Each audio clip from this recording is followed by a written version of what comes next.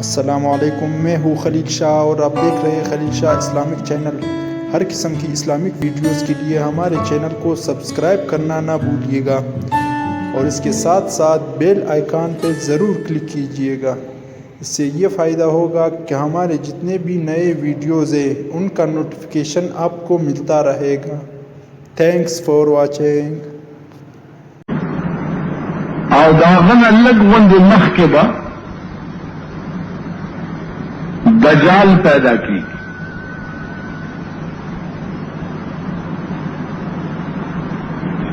اس دجال سوک دے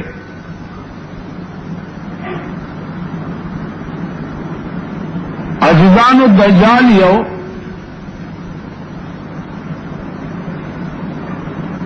دا سے شہد چاغا فی الحال په زنجیرونو تړلی دی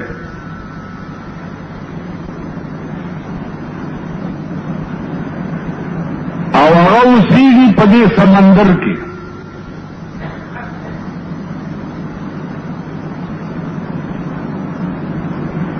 حدیث کې راځي چې د هغه یوه سترګه ړنده ده او دا څړنده ده لکه د پړسېدلي انګور په شان بهر راوتې ده.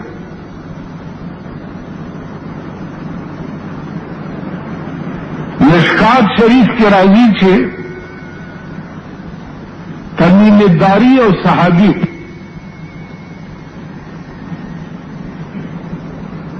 هغه په دې دریاب کې سفر کولو کشته اوبو واغستاو هغه جزیرو ته یوړو چې کوم جزیرو کې دجال تړلی پروت.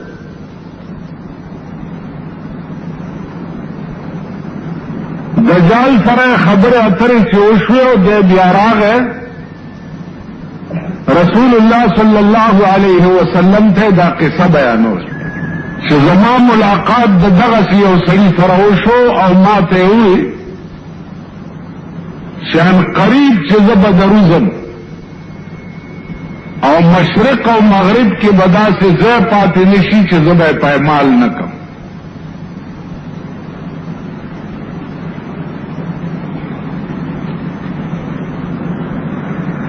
دغه ته ګویا چې دجال وایي. نو دی چې راوځي څه وخت کې نو په خر به سوري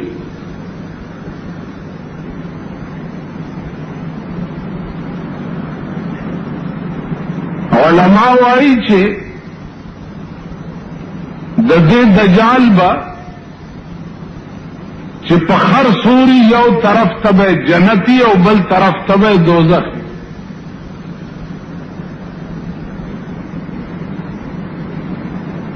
دا دنیا به ورپسې وي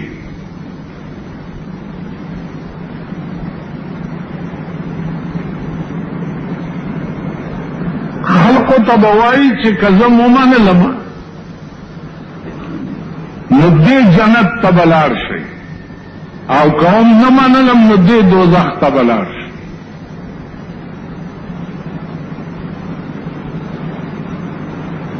نو خلق به ورته وایي چې بلکل مونږ منلی او هغه خرې چې خاشنه کوي دا خلق به یې رااخلي او خوري به چې د قیامت ورځی کې ډېر عجایبات او یو عجیبه به پکې د دجال پیدا کېدلي. دا چې راوځي نو څلوېښت ورځې به دی د مشرق نه مغرب او جنوب نه شماله پورې منډې ووایي. دا دنیا به داسې اواره کي لکه دا تلی.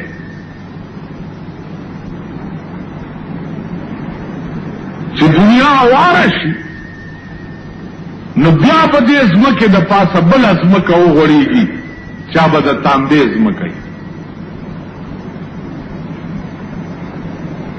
او د ده د قتل دپاره به عیسی علیه السلام راکوشي. عیسی علیه السلام ژوندی دی او په اسمانونو کې اوسېږي. نو عیسی علیہ السلام با راکوشی د دجال د مرګ د پاره. په دغه وخت کې به امام مهدی هم پیدا شي. امام مهدی دا به پیدا کیږي په مدینه منوره. علما وایي چې د مونږ وخت څه وخت کې راشي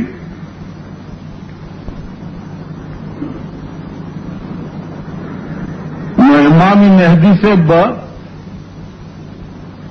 عیسی علیہ السلام ته وایي چې ته مخکې امامت وکړه.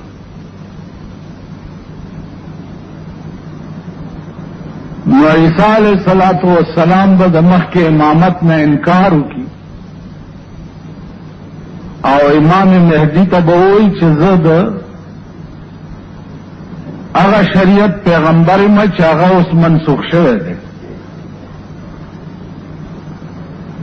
او ته د هغه شریعت امام یې چې کوم فی الحال رایج دی چې هغه شریعت محمدی دی صلی الله علیه وسلم.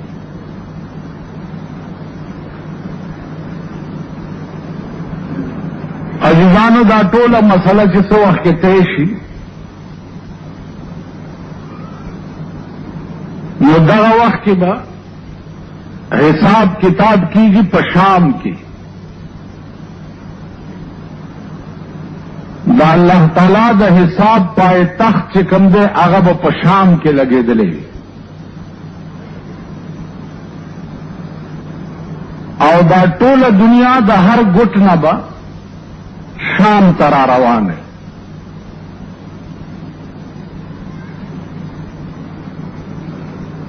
په دغه وخت کې به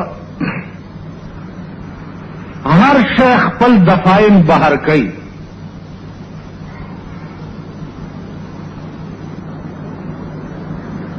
که تاسو وګورئ قرآن کې راځي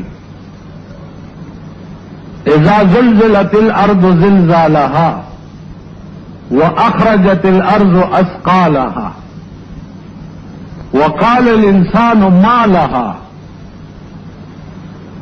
وأخرجت الأرض أثقالها.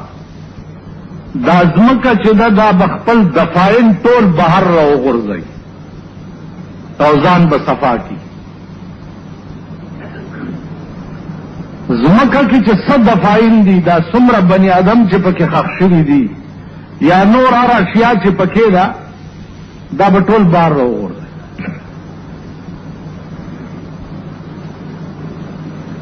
روایاتو کې راځي چې څه وخت کې د دې ځمکې نه خلق بار راوځي نو دا به په مختلف شکلونو کې وي. یو ډله به د قبرونو نه داسې راوځي چې لاسونه او خپې به نه وي او صرف دا تنه به وي او د غونډارې غوندې برغړي او شام ته به رواني. ملایکې به آواز وکړي چې یا رب دا څوک خلق دی؟ وای به دا هغه خلق دی چې په دې لاس یې چېرې سم کار نه و کړی او په دې خپو چېرته سم ځای ته نه و تللی. نو دا قسمه خلق چې دي دا به د قبرونو نه په دې حالت کې راپاسي. بله ډله به راپاسي چې د هغې په دې خېټه کې به اور بلیږي او لمبې به د خولې نه بار راوځي. یا الله دا څوک دي؟ و به دا هغه خلق دی چې په دې خوله یې چېرته حلال نه و خوړلي او دې خېټې ته حلال نه و تلي. د شپه او ورځ خوراک په دې خوله او په دې خېټه کې حرام و.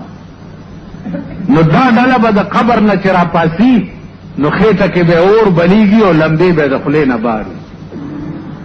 بله ډله به راپاسي چې هغه به د خنزیر په شکل کې وي. خنزیران به خاص کړي د بني آدم وي او راپا بسی د خنزیر په شکل کې. یا الله دا څوک دي؟ و به دا هغه خلق دی چې د دنیا د کار د پاره به منځ نه کولو، د دنیا په کار کې به شپه ورځ نه نوته او د منځ ټیم به چې راغی نو منځ به نه کولو. نو چې کوم خلق د دنیا په روزګار کې منځ قضا کوي، دا خلق به په قیامت کې د خنزیر په شکل کې د قبر نه راپاسي. په دې خوله ده چرته د سړیتوب خبره نه وه کړې، بله به یې کوې په دې خوله کې نستو، زه به یې پې جنګول، زه به یې په جنګ کړه، زه به یې تماشه کوله.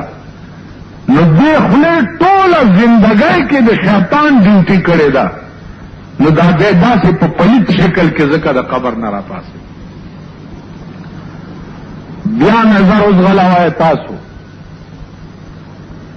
چې زمون خوله ټوله ورځ څه کارونه کوي. دوه جنګول خو زمونږ د ګس لاس کار دی.